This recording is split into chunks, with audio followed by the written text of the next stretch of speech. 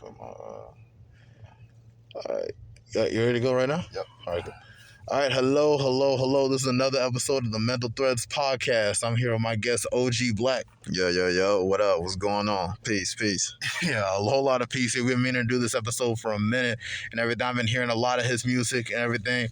You know, it's kind of been a while and everything because I literally just left Novon Health and everything. That's my new job I'm about to start and stuff. So it's like I didn't just listen to it and everything, but I've been listening to it from the last time we were trying to set things up and everything. I know a lot of your music has a whole lot of boom bop to it, right?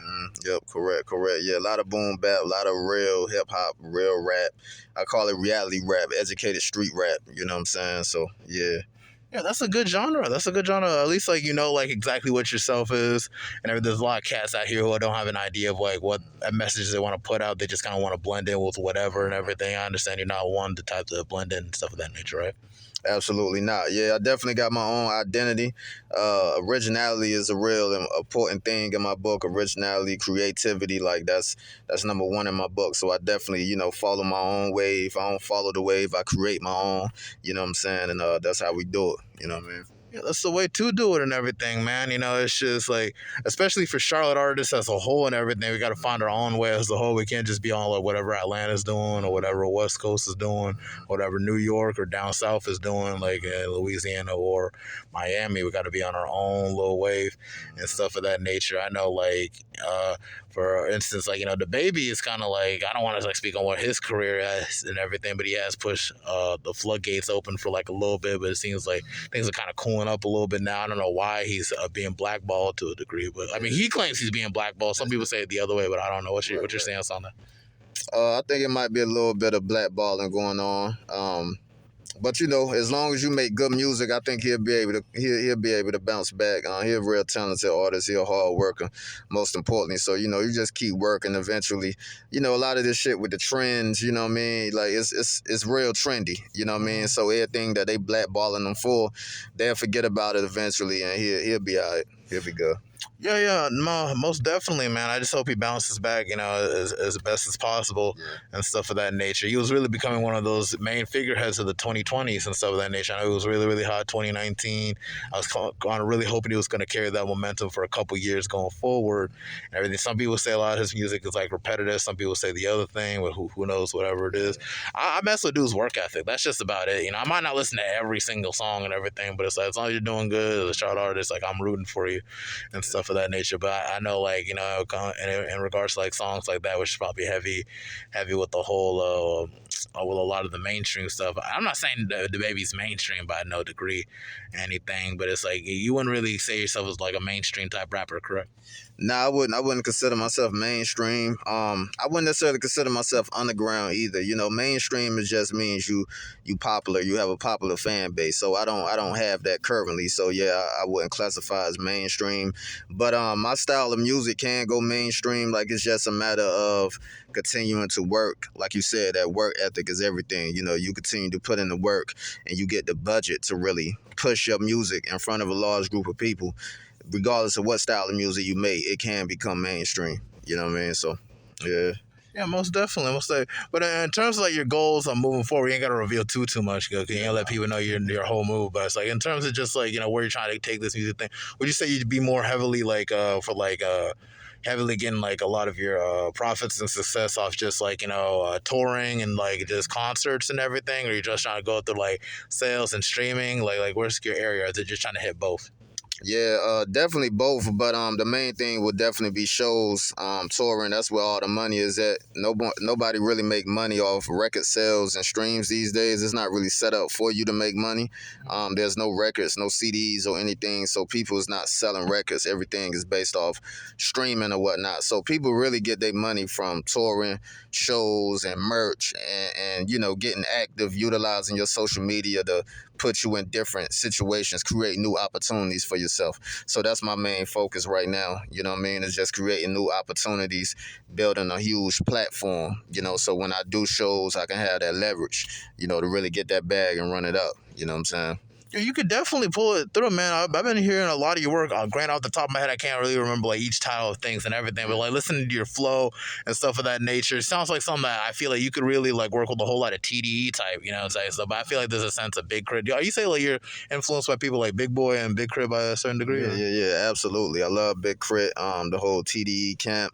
Yeah, I rock with them real heavy. I like spitters. I like guys that actually rap about something. You know, it don't have to be no deep, thought-provoking message every single song, but you have to have some type of substance to you, you know what I mean, for me to really rock with you. So, yeah, I definitely rock with them, and yeah, they're a huge influence to what I do. But beyond them and everything, what other influences might you have on your style as a whole? Well, we have to go back to, you know, of course, Hove, you know what I mean? That's the GOAT. Mm-hmm. We go Nas, you know what I mean? Pac, Scarface, you know, all the legends, like from that golden era in the 90s, like that's what I grew up off of. So, yeah, all of them, pretty much. And the cool thing about when you dig deeper into a lot of those catalogs and stuff of those nature, you know, what really hip hop legend I just put myself onto, which I'm kind of beating myself on, kind of took the was E40 for sure. E40 got that flow and everything, and literally it sounds like so like I don't want to say like educated, but it's just like, you know, it's a whole lot he could put together and still like sound like as articulate as possible and still keep a certain southern cadence as a whole and everything. I mess with E40. I wish people would have given E40 a lot more of his songs beforehand, but I feel like he's in a good spot too. Yeah. E40 is in a great spot, and he go back to what I was saying about originality and creativity. Like, he sounds like himself. There's nobody that sounds like E40. Like, he got his own style. He mastered it. He got his own identity. You know what I mean? And he a hustler. He a businessman. You feel me? So like, yeah, I fuck with E40 real heavy. I like E40.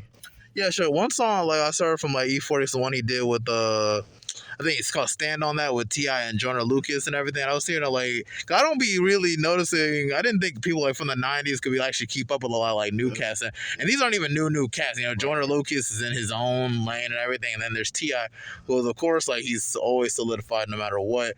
But then you see here E40's verse, I'm like, oh shoot, like dang. Then next thing you know, I'll dig a whole lot deeper into what E40. Was rapping about. Are there any like legends that you just kind of put yourself on that you kind of wish you would have heard of a little bit earlier, or what's up? Not recently. What I will say is like UGK. I've been on them for years, but I got on to them kind of late, and I started doing my homework and like listening to they first albums, and you know, UGK Riding Dirty is like one of my favorite albums, but it dropped in what, like 94 or something like that, but I didn't hear it for the first time till like 2012 or 2013, you know, so that was one of those groups that I got on to kind of late, but yeah, I definitely do my homework. When I come across somebody that's, you know, been moving for a minute, I definitely do my homework, go back in the archives and all that. That's great. We live like in a wonderful time and everything where you ain't got to buy a record every time you want to listen to somebody or check out their music. Although it does help for you to kind of check in with the people like that. Well, really, I know, especially in my case, it was either YouTube or Pandora. Pandora put me on to so many different people and everything. Some people I wish I need to find some time to really like invest, like, you know, I gotta like really check in their style and everything. Is just definitely 3-6 Mafia, because I know I've been hearing a whole lot of 3-6 Mafia, but I want to really dig deeper. I want to dig deeper in the whole No Limit catalog for most definitely. Definitely want to dig into 2 Live Crew, because they're like one of the first like major Southern rappers for a while. So it's like, you know, if you want to really check in the blueprint, you really got to check on the past, really deep back in the past. Because I'm pretty familiar with like Big Daddy Kane, like from way back in that era, and definitely a KRS-One, like to a certain degree, but more and more a kindred to Big Daddy Kane, because like, you know, I was a really big heavy Biggie Smalls fan, so it's just like, you know, like that was like the father of his style.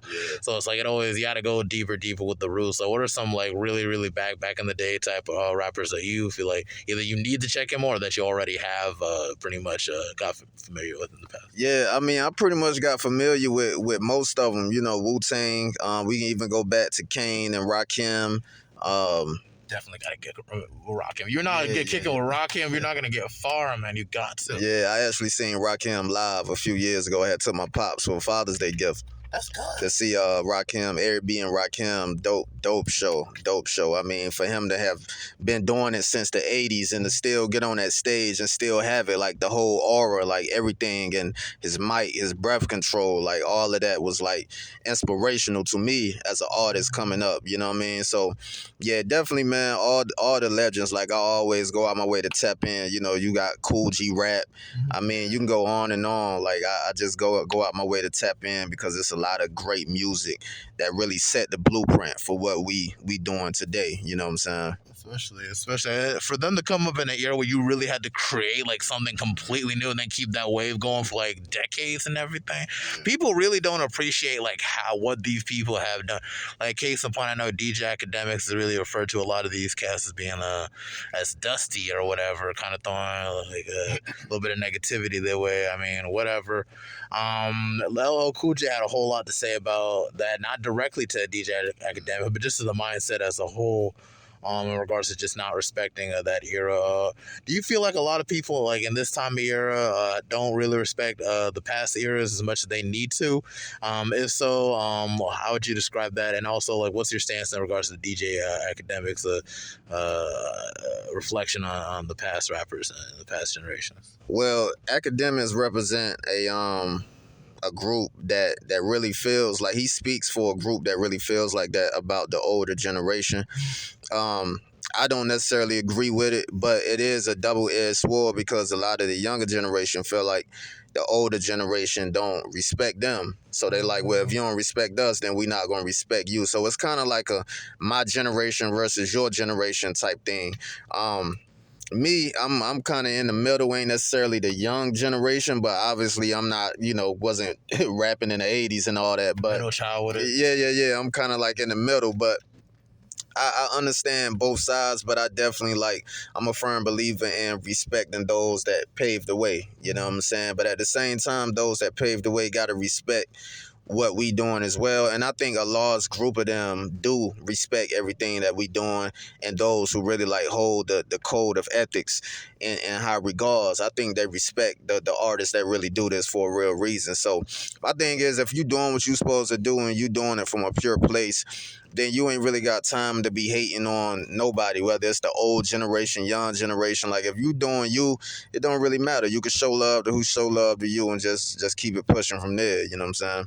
No, actually, that's a pretty good way to put it. It's just, but I feel like on both ends and everything, because there are times where people may come across like some old niggas that would be like, okay, you had your time to do whatever you had to do, and if you see any issues in this rap game, you could definitely seek out other artists that are pretty much hold up to your philosophy to that degree. And there's some real spitters out here and everything, but they don't get no sense of clout or nothing because they don't do shit that's stupid. They don't color their hair or whatever, and do whatever you got to do to get wherever you got to get. Right. But it's like, you can't complain about the landscape if you're not making any steps forward to actually change the landscape. You know what I'm saying?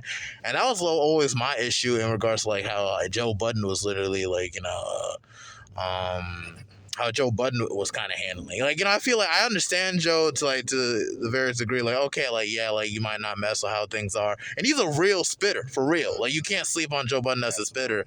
But it's at the same token, you're not helping the problem if you're not trying to find solutions. If you're not really creating at the root is, their motivations might be different. Okay.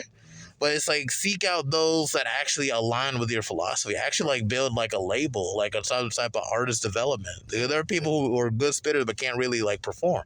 There are people who are good spitters but can't really make a song, make a song a certain way. You can definitely give your platform to those people. Everybody knows who you are on this earth. Yep. I mean, yeah, sure, you had the whole the whole hit with the whole pump it up. Right. You got other songs too.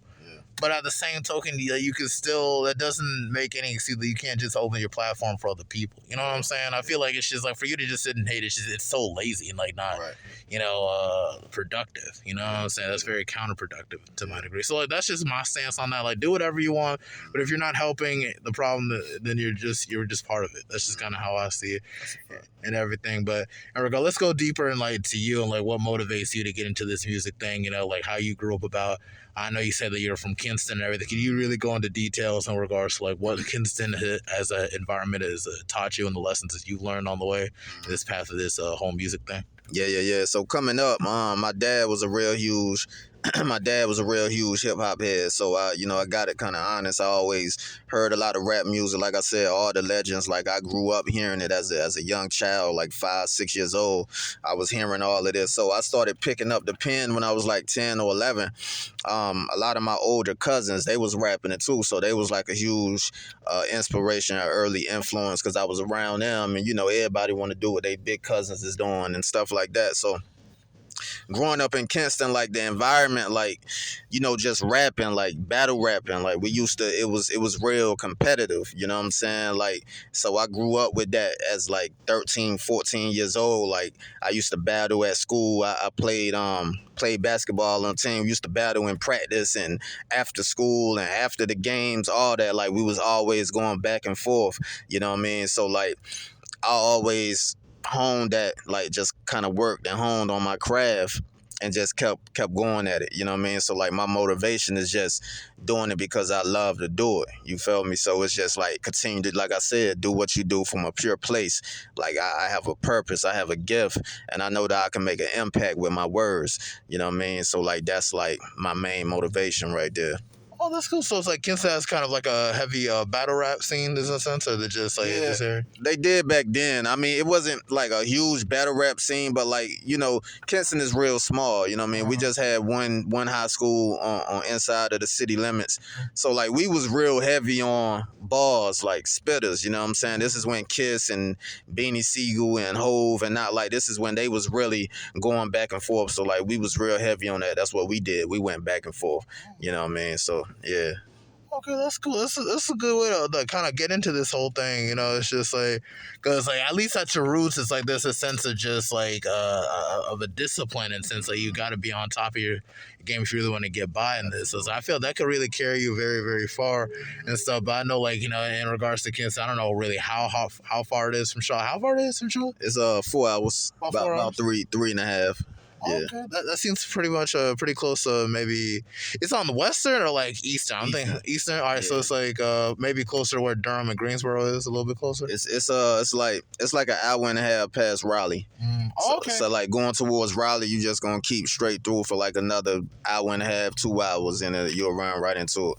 Oh, cool. I mess with that area, the whole Raleigh, Durham area, because I went to college out there, so it's just like a whole lot of creatives out there. So it's like one thing I know, it's like a lot of those towns outside of Charlotte, they really are pretty. They have a very creative base in regards to everything that they're doing. So it's just like that's why I really if I consider go to DAC and everything, if I ever have to come back to North Carolina, I probably have to settle over there in that area because it just seems more familiar to me. Like I grew up on the east, but it's like it's just at the same time I feel like my future might be more resonative in that area anyway. Because I got messed with Charlotte, but it's like at the same time, I feel like we kind of fall out of sync a whole lot. There ain't so much untapped potential in North Carolina as a whole, especially in Charlotte, but I feel like there's a whole lot of things that kind of hold us back and set us back. From your perspective, like, what do you feel like is the issue in Charlotte, North Carolina? So, I just feel like it's not enough of like unifying, coming together for the most part. Like you said, it's a lot of untapped potential here, and like Charlotte is a huge city. It's a melting pot, so you got people from all over that reside in Charlotte, and I feel like if we all came together as opposed to just pushing one artist and saying this is the one for us, and we all like came together and unified, like we could really make a huge movement down here, like really start something, like even for the whole state, for Carolina period, you know what I mean? So we just gotta come together and like everybody support each other, you know what I mean? I feel like that could really carry us far too, man. It's just I don't know. I feel like when it comes with competition, like there's also going to be people that want to be competitive but are just too lazy to be competitive. Yeah. So that's when they start being more envious and doing the absolute most.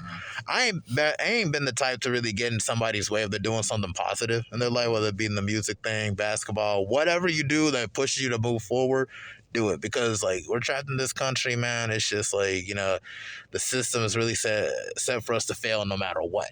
So if you can really make something happen out of nothing, more power to you, because that's almost biblical at this point, to really make it a full circle and fulfilling to that degree. So I don't want to get in nobody's development for growth or anything. I never want to be anybody's obstacle for nowhere. Absolutely. Or I never want to go against anyone for anything. So it's just like I feel like once more people like kind of tap heads and we're just like, you know what, I respect what this person's doing. I hope maybe I could probably put them on to maybe this next show or this next show. Maybe we can find some way to network all together and everything. I feel like, yeah, we could pretty much take this thing a lot further and everything because the baby already opened the doors open. So like I feel like there's eyes on us to a certain degree. Yeah. All we really need to wait on, not in a sense wait on, all we got to work on is really just a sense of just building our brand as a whole and Charlotte as a whole. It's really just branding. I swear marketing and branding, it's really go hand in hand when it comes to a whole lot of that. So it's like, where do you see the future of not just Charlotte, but like the Carolinas as a whole? Where do you think the future could lead to, like in the next 5-10 years, if we probably keep up some kind of a congregation together? Yeah, I think we definitely like could really become like that next market for where you have to go for talent, like how Atlanta became that for pretty much the last 25 years or something. Atlanta been early, you can definitely say since early 2000s, for a good 20 years now, like Atlanta has been the mecca for, like, you had to go to Atlanta for talent, you know what I mean? So I feel like we could definitely have that type of energy if we all come together. I definitely see us going in that direction in the next 5 years or so. And OG Blak gonna definitely be a huge part of that, you know what I mean? Well, I could definitely see that for sure, man, because it's just like, like, I'm hearing a lot of your music and everything. You seem to rock the crowd pretty well. It's really just a matter of just being consistent and everything. Do you really need a platform in a sense to maybe hook you up with some festival performances or anything of that nature? Yeah, definitely. That's where you really get it at, like when you're doing the festivals. And like, I've never did a festival before, but I plan to do one real soon.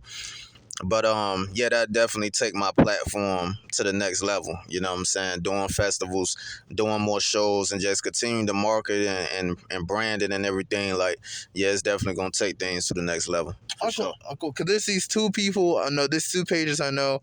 It's called Crowd Freak, right? Okay. And it's kind of started. It got like probably 35K followers right now. Okay. Pretty all right. So they're pretty much just starting, but it's like they've been doing something for a while in terms of like hooking artists up with like festivals and everything. I know they got a Scary Hours event coming up pretty soon. Not too big right now, but it's just like they can really hook like other artists up if you can use their distribution platform. Just like how people use DistroKid, right. They got something called Distro Freak also. Okay. So if like you can upload your music on Distro Freak through them, they can really like be able to look through your catalog and hook you up with some shows. They could be Scary Fresh, there'll be a Scary Hours, 420 Fest.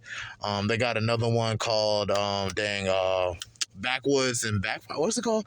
Backwoods and Backfire, something like that. Like something. A lot of these events are held in Detroit for right now. But it's like it's just something to really help people. Every time I try to meet a new artist, I always try to put them onto that. I haven't even got on that yet because I have yet to like drop more music and everything. I haven't dropped music since like last April and everything. But that's pretty much where I'm going. So it's just I want to be sure that everybody's going in that same direction. Right. Get it while it's hot. So it's just like so they don't get to a point where it's like it's unattainable. You know what I'm saying? So it's definitely something to consider. I'll send that information to you on IG as soon as I can. Definitely. Have you heard of something by the name of Trey Rose? Trey Rose? Yeah, Trey Rhodes. Nah. Okay, I could probably put you on him too. He's about to throw an event in middle of October 15th. He's about to showcase about 23 artists and everything of that nature. I'm trying to see if I can help him out too to bring more eyes on the product. I told him I was going to help him. I need to find some time. I've been so busy. But yeah, just something like that. So yeah, just for me off the top, like I would give you all this just for nothing. I ain't paying nothing or nothing. Like I want to see artists win and everything. I want to see a time where a lot of people I interviewed on this podcast, we can see each other at festivals and everything. Like, hey man, everything's going good, like just stuff like that. Like I care. Like, I really do care. Like if you can really make something out of nothing with this business, more power to you and everything. But it's like but in regards to the more serious matters, the gun violence, that's a thing we really need to speak on. I know we've already lost King Von, PNB Rock, and the list continues, and it's probably the longest list compared to any other genre. Why do we keep killing each other? What's your mindset in regards to that? Man, that's a multi-layered question. I think our culture is like a death culture. You know what I mean? We promote a lot of low vibrational shit. We promote a lot of death. It's a lot of shit that's not conducive to growth. You know what I'm saying? If we continue to promote, not saying that hip hop is the sole reason for gun violence, because violence is violence. It's a lot of more different moving parts to it. But definitely the over glorification of it does help. You know what I'm saying? So I think we just need more balance. We can't get away from, like, we can't, hip hop started in the streets. It was about being raw and unfiltered. So we can't lose that edge, but at the same time, we definitely need balance with, like, some positive messages as well. And we, instead of glorifying spinning the block and your ops and shooting this and shooting that, like, we have to kind of get away from that, because it's taking us out. Like, I mean, niggas is dying every day, for nothing. You know what I mean? And we continue to glorify this type of activity. So, we just gotta get away from this death culture. Like, that's just pretty much what it all boils down to. Seriously, and for all who's listening, bro, keep in mind, I know this music can do something to you, bro, but if you're having a problem with somebody and they don't have no issue with you, or they don't barely know you exist or nothing, that's not your op. You're just a hating ass nigga. Just take a breather, go out for a jog, read a book. You'll figure out there's more to life than be focused on what somebody else has or nothing. Because PNB Rock had no reason to get his life cut this short. There's no reason. Dude was 30 years old. He had many decades ahead of him. My grandfather passed at 72. He probably could have lived a couple more decades had they worked on his health. You already got enough things in this world trying to kill us. Stop. That's weird. Like, you're literally getting like your whole son to pull up at a freaking IHOP to kill a rapper. Like, what? Couldn't you do nothing with your time, man? Don't do that, man. Please, please, please, please. I went to an HBCU, so that unity can be right there, bro. We had a whole community of people living together. You had your fights, you had the issues, but it never got to a point where people, like, yeah, maybe somebody died every once in a while, but it's capable. It's easy. It could happen, but it's like we really got to put our heads together. So it's really stray away from jealousy, fellas. It's like that's a very effeminate emotion. Men should not be jealous. Never. You do not know what anybody is going through in this world or what they had to do to get what they have. You have no clue. And just because you don't know doesn't mean you have to know. It's none of your business where anybody is or what they got. Just let it go. Focus on yourself. You'll know where you're headed. Like, seriously. But it's like, yeah, man. It's just the 2020s. I feel like Charlotte can do it. I feel like Charlotte, Kinston, North Carolina. I feel like we got the creativity down. It's really just getting the marketing and just pushing that momentum forward and not being afraid when people get a little bit better. You can put people on. Like, maybe they can hop on for a year and then they become millionaires, and you might be like a little bit of 100,000. No matter, as long as the culture pushes forward, that's fine. Absolutely. Please don't take it personally against somebody for really doing well. That's weird. Absolutely. I see now that you got the whole Freddie Gibbs Soul sold separately and everything. How you feeling about that album so far? Oh yeah, this shit fire. It's a dope ass album. I love every song on it. Like, yeah. Okay. Yeah, he talking that shit. I fuck with Freddie. Yeah. That's good. I fuck with Freddie too. I fuck with Freddie since Pinata and everything. And everything after that, I was just listening to a lot of his old things, like the whole Cold Day in Hell and everything. It just goes on from there, man. You know, dude's mad talented for real, man. Dude's been on for a while, man. But I feel like he's in a good spot where it's like he don't have to be too mainstream. I think he makes just about enough money. I feel like people really need to realize, like, who Freddie Gibbs is, whether if you're gonna realize his talent or not. Right. I think he was in the same class as J. Cole and the Double XL. Yeah, I think so. Yeah, I think they was on that same cover. Yep. Yeah. What year was that? It definitely wasn't 2014. Like 2011. I think it was 2011. I want to say Nip on that cover too. I think either that or Nip might have been a little bit after that. He might have been like maybe with Kendrick Lamar, I think. Yeah, maybe. yeah. I need to double check too. Excuse us, ladies and gentlemen, we don't know at the top of our head. We ain't a supercomputer. It's been a decade now. These people have been on for a while now, so it's just I feel like now it's starting to kind of cool down and everything. So, what do you think about the whole J. Cole, Kendrick Lamar, Drake era? You feel like it's kind of cooling down right now in this decade, or you feel like they got another 2 decades? Nah, I think they got as long as they want. It's not cooling down no time soon. You know, you can see that every time they drop an album. Like, the world stop and listen to it. Like, they just got it. They don't have to, like, they put out a lot of substance, a lot of good quality music, so they don't have to drop 10,000 songs. Like, they ain't got to come out again till 3 years from now, and everybody gonna stop and listen to it. So yeah, they pretty much they got it how they want it. You know what I mean? What do you feel like is the next artist that might be put on like in the future? I know, would you say Corday is amongst those people, or what are some new artists you feel is going to carry this rap game for like a decade or two? OG Blak. Oh, obviously. Toasty ESV. No, for real. Yeah. No, but beyond that, like, I mean, like, that's kind of like, you know, like, who else for sure? Man, it's a lot. It's a lot of artists. It's hard to say. Like I can't single out one specific artist on who I think would be the one.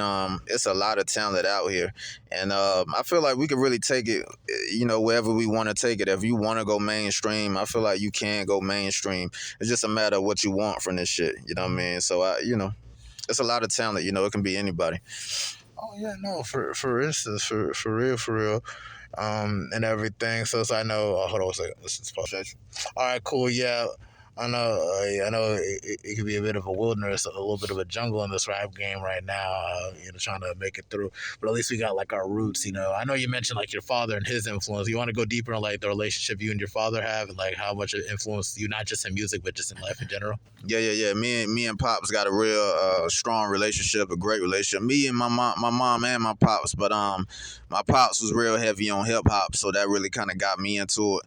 But just the way he carried himself throughout life as a whole, you know what I'm saying, has a huge influence on me. Like his demeanor, you know what I mean? And one thing he always taught me is that you don't need no huge crowd. Like you can stand out, you ain't gotta follow the crowd. Like so I always carry that on as a man, you know what I'm saying? I still carry that on to this day. So yeah, most definitely. Yeah, man, no, that's good that he instill you to be an individual at a young age. We live in a time where people follow. I mean, like, I'm telling you, like, they won't even ask no questions, nothing. Yeah. It's like, I haven't been really the type, like, to be like that growing up. It just kind of came natural to me because it's just, like, I just can't blend in as much as I want to. I just can't.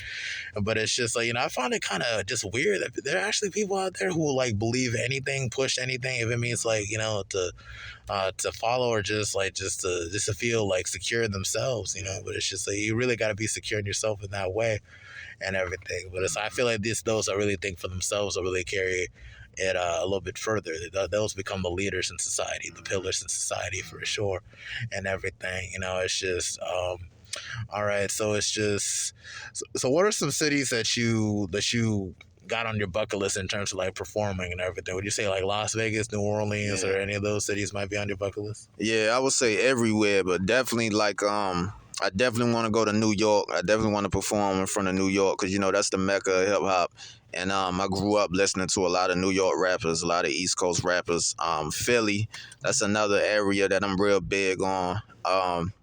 West Coast, Chicago, Detroit, Atlanta, everywhere. You know what I'm saying? I perform anywhere like that. Want to hear some real music, some real rap, real hip hop. Like I'm there for Florida. You know what I mean? That beautiful ass weather. Like anywhere. You know what I mean? I'm there. Oh, okay, that's cool. That's cool. And it's just, but have you really gone on tour yet, or you just perform here and there? Nah, I haven't been on tour yet. I've been pretty much local for the most part. So yeah, I look forward to doing that real soon. Okay, no problem. It's just a step process for sure, man. I say, some people drop music, some people haven't performed yet, and everything. There's still a lot of things on my bucket list. In regards to like performing in front of a large class, like what advice could you give to someone who hasn't grabbed the mic yet and performed live? Yeah, man. Just just breathe. Like don't beat yourself up too bad. Like it's normal to be a little nervous or whatnot, have a little jitters, but just let that shit flow. You know what I'm saying? Just go up there and have fun. Like don't take yourself too serious. Just have fun with the shit. Cause when you start thinking too hard, that's when you start messing up and you're afraid or I hope they like me and like don't worry about none of that shit. Some people gonna fuck with it, some people ain't. Just go do you regardless. You know what I'm saying? Just go have fun with this shit. You'll be alright. You know what I mean? Yeah, right up. What's your advice for anybody who really wants to build their brand as a whole? Like, what would be your advice to them?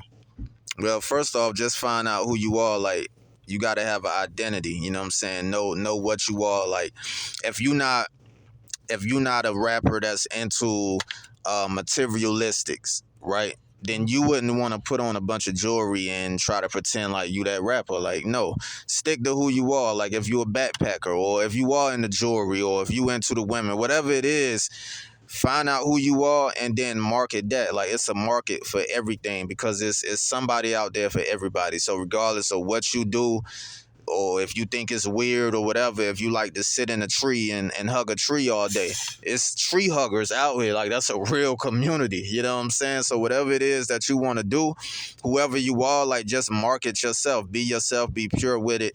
And you going to find your audience that way. You know what I mean? I know you explained it's just like how, like, rap artists, legends like a Nas or a Jay-Z has kind of been very influential on your style and everything. Like, what projects from Jay-Z and Nas might you feel like it's just like you just can't help but just listen to it or just fall into it, and just like what part do you feel like has the most impact on your life as a whole?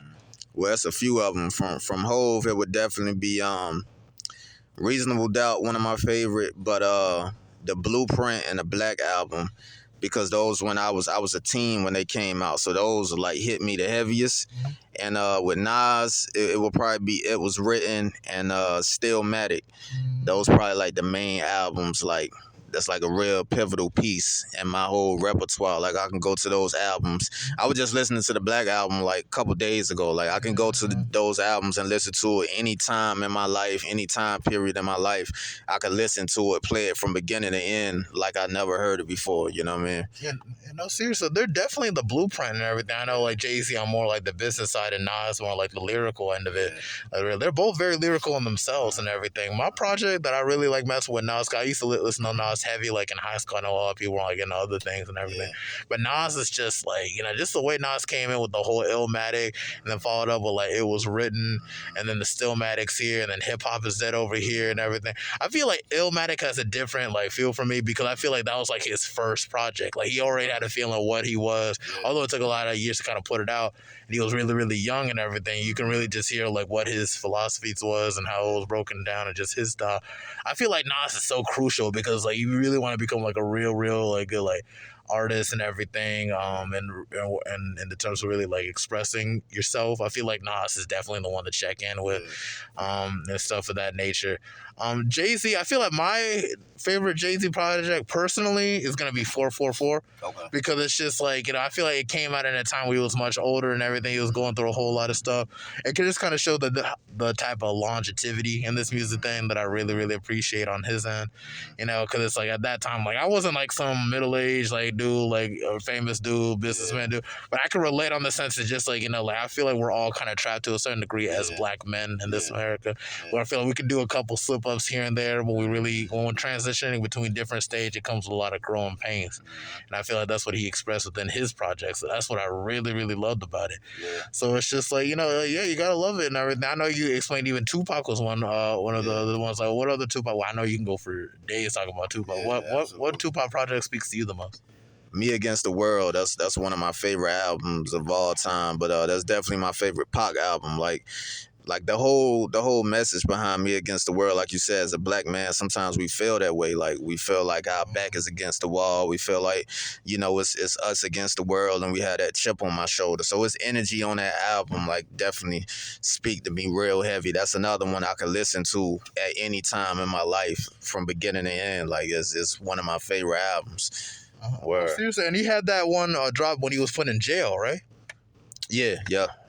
Yeah, literally became the first artist to have a what was it, a gold album or something like before. It was high selling though. It was platinum. Oh yeah, I think it went platinum. Yeah, platinum album while he was in prison, man. No, seriously, Tupac for me, like personally, it was like his greatest hits and everything, because like that was the one that really pushed me on the hip hop, because I had to burn that into an MP3 player. So I was just listening to Brenda's Got a Baby, California Love, Troublesome, and everything over and over on the bus. I couldn't put any more songs on it, so that's just all I listened to, like in the morning and everything. And I never got tired. I'm like, wow, there's so many dimensions to this whole rap thing. It's like, it can't just be just about partying music. It has days all day. It could also be loving like a culture.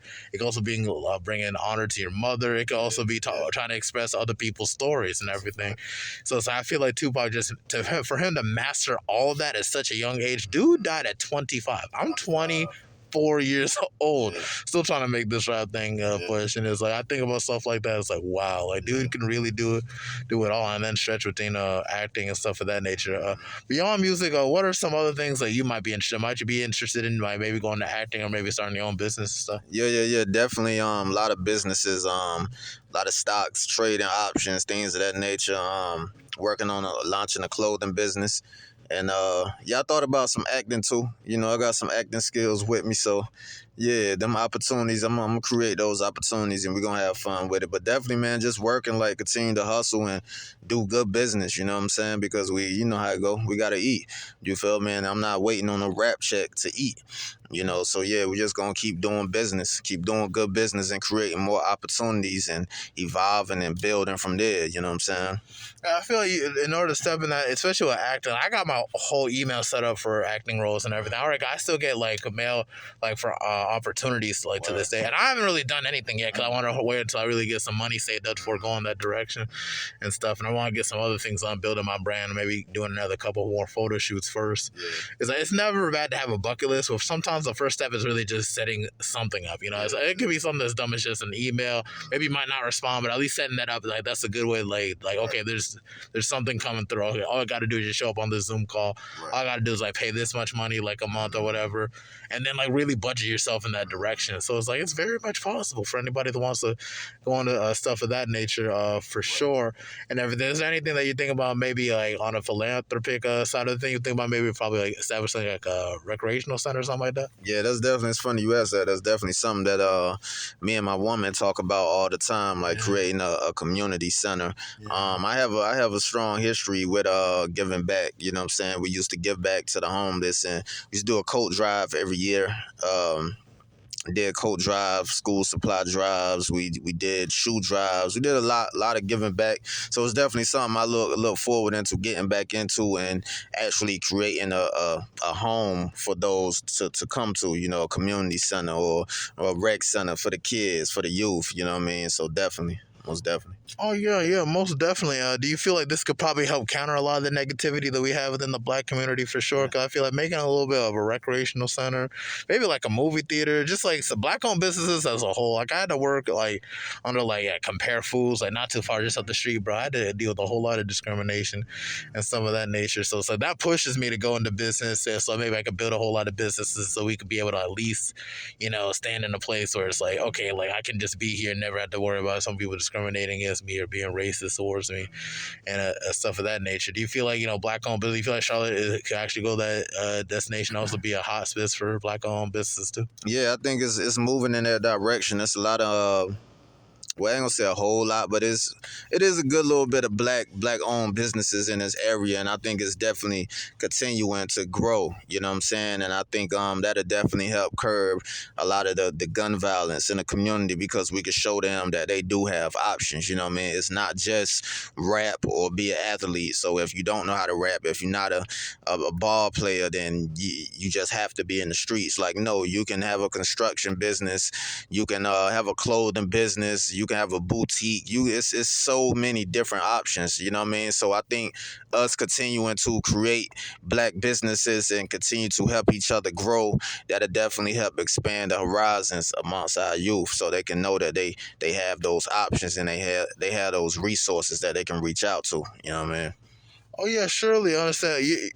Did you happen to go to college, or just forget about the whole college thing? No? Yeah, nah, I didn't go to college. Nah, I was straight out of high school. I was one of those, when I came out of high school, I didn't know that I had the options that we have now. You know what I mean? So for me, it was either the streets or just go get a job. You know what I mean? So I had a lot of homies, a lot of family members that was in the streets. So I seen what it did to them. So I said, I ain't gonna go that route. I'm just go to work. You know what I'm saying? I'm just get a job, and that's just what it was. But now, where I'm at now, I understand and been understood for a while now the type of things that you can do. You know what I mean? Type of opportunity, especially with social media, the type of opportunities that you can create for yourself. So I'm always about pushing the culture forward, as well as reaching back to the youth and letting them know that you can do so much more. You know what I mean? It's limitless. You know what I mean? Yeah, you should definitely get your kids into an HBCU too, man. Like the type of resources we get from there, networking wise, and just in general, just support wise, man. It's just like I usually deal with the Men's Achievement Center. Didn't join any fraternity for any. I wish I could have. Maybe I could probably save that for graduate school. But it's like, yeah, man. It's a whole little town, man. It's just like everybody's chilling. No one's fight over anything on some petty stuff. Yeah, sure, you have your confrontations here and there, but it's just, if you pretty much draw that negativity to you, it'll come to you. But but I feel like that'd be a good environment for your kids. Like if you ever want to put them to that direction and stuff of that nature and everything. So it's like, yeah, no, I can feel you on that as a whole and everything. So it's just like, what is it like? What's your stance in regards to just how a lot of a lot of rappers carry themselves like to in this day and everything. I know like we have a lot of people that kind of burn out from like the Lil Pumps and everything, and it's just like Takashi 69 doesn't seem to be doing much of anything, and then you have like those like Lil Xan or whatever. I know one of my friends shut up with me on this, so not my style and everything, but it's just like pretty much what's your stance on a lot of all these like Lils and all these like where do you think they're all sprouting from? Like what's the deal with their staying power and everything? Do you feel like they kind of dirty the whole rap business as a whole? Is it just whatever? Yeah, it's pretty much just whatever. Like you gotta understand with any business, not even just rap, but definitely with rap, because there's no like prerequisite that you need to get into the business. But with anything, you're gonna have those that come and go. You know what I'm saying? Like you're gonna have those who don't really take it serious, who don't really work on perfecting their craft, and you can't really get that type of shit, no type of energy. You know what I'm saying? Like it is what it is. You know, I feel like everybody got a place. I just focus on OG Blak and pushing my shit. You know what I mean? Doing what I do. I don't really get concerned too much about whoever else is in the game and if they whack or they nod or whatever. I don't really put no energy into it. You know what I'm saying? I just put energy into those who I do respect. They art form and they craft. And just keep it pushing like that. And I feel like if we continue to elevate those who doing this shit the right way, then the culture can go a lot forward, a lot further. You know what I mean? Couldn't have said it in a better way, man. That's like, but let's focus on a lot of your projects and everything. Cause all the time, man, I can't, you know, cause I just kind of skimming through a lot of it. Like, would you kind of go into details of like what your projects and what they mean or what message you're trying to push, like from your first project to your recent project? Mm-hmm. Well, all my projects got like a real like similar theme, and it's just reality rap. I just talk about real life situations and real life things I've been through, experienced. But I also try to offer that glimmer of hope to let the people know that you can be better. Like I said, though, having those options, you know what I mean? Like it's just growth and evolving, like being a better man, like taking care of your family, like the shit that people don't glorify. If you have a 9 to 5, you know what I'm saying? Like rapping about that, like talking about everything, you know what I'm saying, that goes on in the real world. So much more to this shit than just guns and bitches and this, that, and the third. Like, nah, it's real life shit that's going on. So we talk about everything. Like, that's pretty much what all my projects is about. Just like giving you real life, you know what I'm saying? And I just, I taught that shit. Yeah, no, I listen to a lot. I know you push a whole lot in the sense of just like the whole 9 to 5. I know a lot of people like to glorify gang culture and everything. And I know you in a sense, with your music, you kind of counter it to a certain degree. But like, ain't no problem like working 9 to 5. No problem just for invest in like crowd. I feel like that's even more gangster, to be honest, because it's just like, it's just like you're actually learning to like really invest within yourself in a system that really doesn't want you to win regardless. So it's like really just trying to survive through that jungle without taking no shortcuts or nothing. I feel like that's very inspirational for you to do so and everything. What would you say is like from the jobs that you had to really work and everything? What were some things that you had to like pretty much learn throughout your life, and how do you apply it within your music personally on your end? Yeah, so I mean, the main thing is just like putting your best foot forward. Like that's what I apply through my music. Like that's what I learned throughout life. Whether it's a 9 to 5, whether it's a new business, regardless of what it is. Like it's just putting your best foot forward through it all. You know what I'm saying? Like and that's just what it's about. It's just really what it boils down to. Like I done worked all type of jobs, jobs that I hated. You know what I'm saying? We all done worked them bullshit jobs or whatever, you know what I mean? But it's like yeah, like it's just like knowing that this ain't the end all be all. Like your struggle is temporary. You know what I'm saying? So like continue to elevate, continue to look for new opportunities to better yourself. You know what I mean? So that's just what it is, man. Yeah, a whole lot of opportunities to better yourself for sure. Are there any artists in Kinston that you'd like to shout out or anything that maybe I can look deeper into that you feel like, not that you feel like should just be put out there, but just any like, artists in particular that you that had found your radar and everything that you would recommend to me? Yeah, I would say Tie for Thought. Okay. Lassie, that's Cuzzo. Slicey Ono. A lot, man. Salah. It's a lot. It's a lot of dope artists. It's a lot of dope artists in the city too. Mert Son. It's a lot, man. It's a lot of dope artists. Like just gotta be tapped in, man. It's a lot of talent out here. A whole lot of talent. Oh, that's good. That's very, very cool, man. Like I'll be kind of tapped in. I'm trying to tap in with a little bit more though, and everything. That's probably going to have to pull up on the Trey Rose event on October 15th and everything. Do you get a whole lot of shows here in Charlotte, or do you just be all over in North Carolina? Yeah, no, I get quite a few in Charlotte. I kind of like pick and choose. I don't go and do everything because some of these shows be bullshit. But you know, when I find a one that I feel like is a good opportunity, I definitely pop out and go do what I do. So yeah. And how do you make the most out of those opportunities? If you can go into detail with that. So it's just basically you make the most out of it by putting on a hell of a fucking show and making people wanting to see you more often. Like that's pretty much all it is to it. The only other thing that I could do that I haven't done is having merch. And like I said, I'm working on that. I'm working on that as we speak. So, you know, having that merch when you go perform, like that's really what's gonna take you to the next level. But aside from that, like just putting on a good show to where like, yo, I wanna see him again. You know what I mean? Make them wanna follow you and tap in with you going forward. Like that's the main thing. Okay, so like, I get that to a certain degree, but I meant like things like I may have probably met any AR managers or anything out there, or just anybody with like influence, like stuff of that nature. That's what I mean. Like, what was? Could you describe the nature of the connection with them? Yeah. Well, that's the beauty of this shit because you get to connect with other dope artists and DJs and managers and different things like that. So yeah, I definitely made some very pivotal connections with a lot of dope ass artists and you know DJs and A&Rs and things of that nature. So yeah. Hell yeah. Yeah, man, that's real cool and everything. Yeah, you've pretty much performed how many? Like just a handful of shows, like a whole lot of shows, like about like 20, 30 shows, something like that. Yeah, probably. I would say probably 30, 40, maybe. Yeah, somewhere like that. Yep. That's good work, man, for real and everything. I've yet to even perform at one show yet. And I still want to like wait until I put more music out there. So it's like I have more stuff to actually put out that I don't want to just one album for. And I have like no fan base, nothing. You know what I'm saying? But like, I know like with the whole merchandise thing, I know. So I'm trying to think. I think Shopify, I think will let you like design stuff on like line everything. You already got a logo set up and stuff? Yeah, nah, we working on that. I had one, but I'm revamping, so we working on all of that. Yeah. Okay, you could probably lock in with me. I'm still trying to wait maybe till my next paycheck comes. Maybe I can be able to use the software I've been using to set up other logos for other people. I could probably get you situated with something, see what I can cook up. I can do that for free. For you, I don't mind it and everything. Like especially I want to help another artist get by and everything. I always do platforms like this with this whole podcast thing.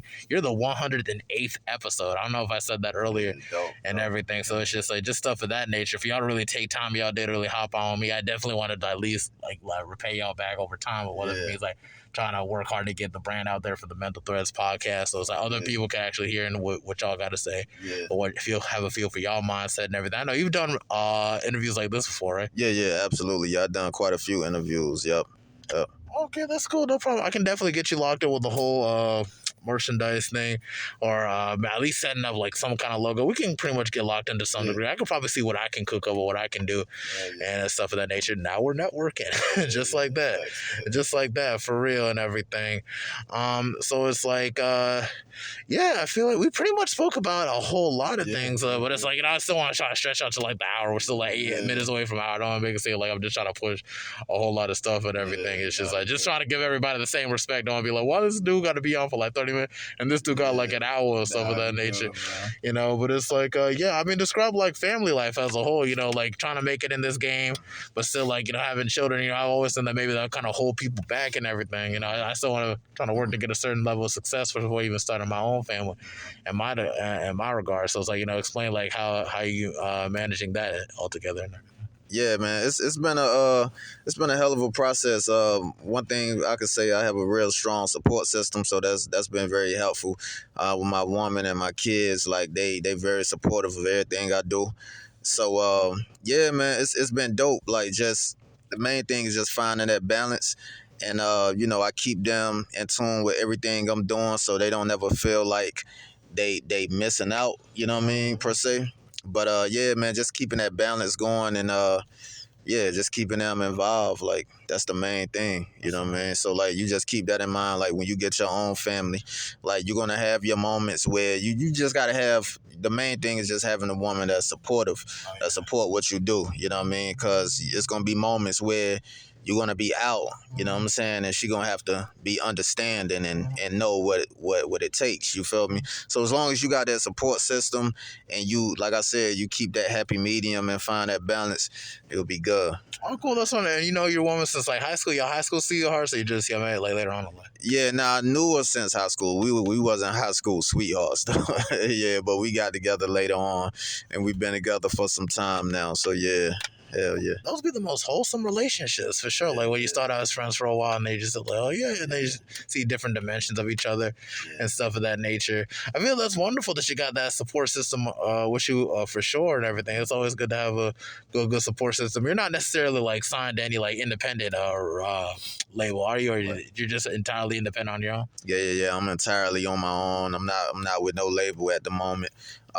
It could happen. You know what I'm saying? Long as the business is right, we could work something out. But right now, I'm dolo. Hell yeah. Okay, and if you were to be signed by like an independent label or maybe a major label, what are some things that you want to like kind of knock off your bucket list in that regard? Like, what are some things you feel like they're like, okay, yeah, I can probably mess with them people. Like what type of like what type of relationship would you like to have with your label and everything if you like to sign for them? Yeah, just a label that give me the freedom and creativity, like the freedom to do what I want and how I want to do it. On my publishing and my masters. And that's pretty much that. You know what I'm saying? We could talk about, negotiate everything else, but those are the main things. Like, long as I got the freedom to move how I please, and you know what I'm saying, and have my masters and my publishing, then yeah, we pretty much good money.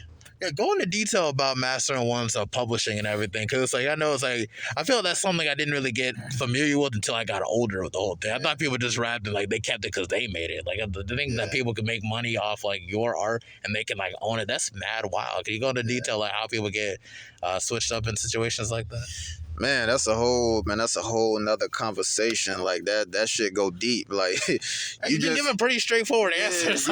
You just gotta know the business. You just gotta know the business, because a lot of labels, you know what I'm saying, like basically they own you. They own your music, they own your likeness. So if your paperwork is not set up the right way, like they can own you forever. Like I actually know people personally who signed a bad deal because they wasn't tapped in and haven't made music in 20 years, but by contract they still own that name. They still own their likeness. So that's the main thing, is like always being lawyered up. Like have your lawyer, you know what I'm saying? If it's anything that you don't understand, like have your lawyer read over everything and just know what you're getting yourself into before you sign anything. Don't focus on the money, because they'll toss a bag of money in your face, but the contract be some bullshit. You know what I mean? So you just gotta know what you're doing, like, and just do good business. You know what I mean? Don't fuck yourself over. Yeah, that's depressing. That's real depressing. Cause like knowing like how long it takes to even try to learn your own craft and stuff of that nature. Like I had to go through the whole process, like doing my whole first project, like 12 tracks on my first project. I didn't want anything less, nothing. Something told me you got to hit 12. You got to hit 12. You can't bullshit. This is your only one. This is your first one for a while. So it's like you might as well just drop as many songs as you can all at once. I didn't start with single. I just went, let me just drop this project just to sit on, just to kind of get a sense of like, how I sound, what I need to work on. Right. Let me just get that all so I can be able to review it as much as I can. And so that's just kind of how I saw it. So it's just like to know that people can really put their whole time and their soul into this music thing, and somebody else can just, prostitute it, and then it's like you ain't got nothing like left of it. That's a very sad situation. That's something I wouldn't wish on nobody as a whole and everything. Could you go into detail like what just how deep a lot of those little shady industry music businesses got a lot of the people you were talking to? You know what I'm talking about? All the people that got messed up by these contracts. So you need to go into detail on the nature, just how bad it was, or is this something confidential? No, man, that shit could be real bad. Like I've heard, and I mean, you can look it up yourself. Like it's popular artists who've been through it. Like their first deal was fucked over, but I've heard all types of shit to where like you pretty much like I said, you stuck forever. Like perpetuity is a thing. Perpetuity means forever. So if you see that in your contract, like you need to go ahead and get that up out of there. Like because if some people, you can't even make money off your own name. You know what I mean? Like, they own your name. They own your likeness. If you go over here and sell a T-shirt, they own that. You know what I'm saying? Or they automatically get a percentage of that, even though they ain't got nothing to do with you making a shirt. So it's just shit like that that could really fuck you over. Like, and you know, people think you got the money and you really got it, and you don't. You know what I'm saying? Because the labels is raping you. Wow. You know, so yeah, it's a dirty game, man. They say it's just business. So you just gotta know how to do good business. You know what I mean? Nah, seriously. I think there's like a documentary on Amazon Prime once. I need to check that out again. I know I got to save somewhere for sure. And so they got Ice Cube and all types of people talking about how these labels work and everything. And I'm just like, whoa, like people really need to check this out for like, and that's why I'm trying to think like, damn, I need to find me like some good lawyers for sure, like lawyers that like have like my best interests in mind for one, and lawyers that like, okay, yeah, they want to make a profit too, but they just want to at least protect my likeness and everything. I definitely want to own my own name, definitely want to own my own brand, definitely want to have to own my own probably independent label somewhere down the line once I get the stuff lifted above the ground as best as possible. Yeah, like one record deal I really want to get in touch with is like Epic Records, because it's like, you know, they really hooked up Excess and Tentacion and everything, not putting them on some like, you know, because Excess could have went to like anywhere, but he stuck with them because they had him as a partnership, like in a partnership, like they were willing to work with him as opposed to like working off him. Right. So it's just something like to check up on and everything with all these documentaries. They can pretty much brush up with a whole lot of those matters and everything, you know. I feel like we pretty much brushed past the hour mark and everything. You really said a whole lot of wonderful like gems and everything. Now, you give a whole lot of straightforward answers, so it's kind of tough to kind of like jump over the whole hour line. So it's just like, you know, which I really do appreciate and everything. Do you have any more plans pushing forward for your next couple projects moving forward? Yeah. Street Poetry 3 will be dropping soon. You know, we in the process of cooking that up. And just be on the lookout for everything. Follow me on IG at OG Blak Music. That's OGBLAK Music. For booking and features, OG Blak Music at gmail.com, or you can hit OGBlakmusic.com. And be on the lookout. We got merch. We got everything. We're just going to be putting in a lot of work. So just stay tapped in. Straight up. Yeah, definitely got to stay tapped in, man, for real, man. You got any other last words to like let people know before we bounce off? Was that your last words right there? Yeah, man. Black World, man. Like I said, just stay tapped in. We're going to keep putting in that work. You know what I mean? Stay focused. Put your best foot forward and just do you. You know what I mean? And fuck anybody else who don't like it. Just put your best foot forward. You're going to be all right. Bottom line shit. Can't argue with that in the slightest. All right, that's it from the Mental Threats Podcast. We sewn in and then we're sewn out. Episode 108. There we go. Thanks.